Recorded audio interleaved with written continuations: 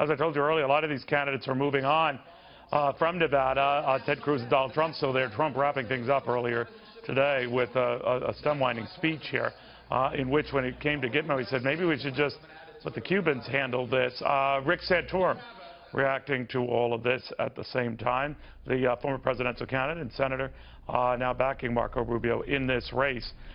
Republicans, by and large, Senator, it's good to have you, have argued that it is better to have a Gitmo than to have those guys out of Gitmo spread all over the earth, particularly when it comes to bringing them to the United States. I think 3 prominent states are mentioned, among them Colorado and South Carolina. None of them very big on housing these guys. Kansas. But we're in Kansas, you're right. What do you make of this and how Republicans should respond? Well, look, Gitmo is a national asset that needs to be maintained. We need to keep these very dangerous people in Gitmo, not releasing them back to whatever country would accept them. Very few will. And certainly not bringing them to Kansas or Colorado or any other place. The bottom line is that these are dangerous people. People do escape from prison. We don't want these people to be anywhere near anybody that they could do harm here in the United States. Cuba's a perfect place for them.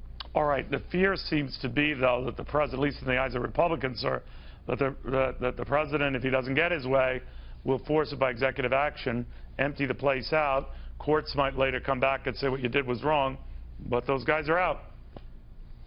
Well, I mean, obviously the Congress can pass things that on an emergency basis to try to stop them from doing it. They can certainly file lawsuits. What we've seen is the courts have now gotten a little wise to President Obama. They've done this now a couple of times with EPA orders, where the EPA would go ahead and do things. They'd file lawsuits, take time, and continue to implement it, even though the court was not was ultimately going to rule against them.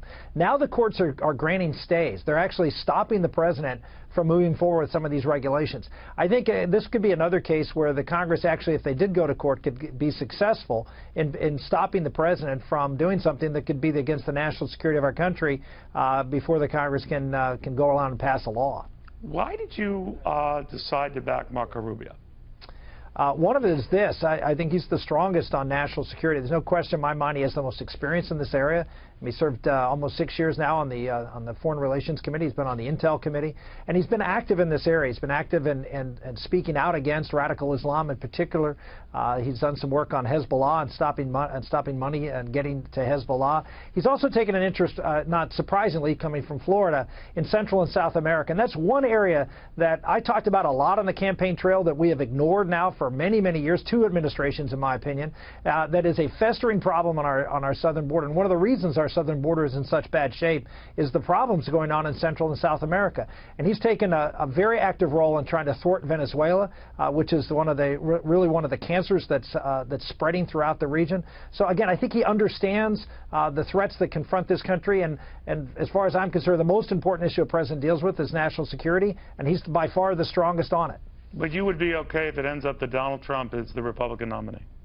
Well, I think Marco Rubio will be the nominee. I think he's the only one that can unite this party and have everybody on all the laboring wars, which is going to be needed to defeat Hillary Clinton.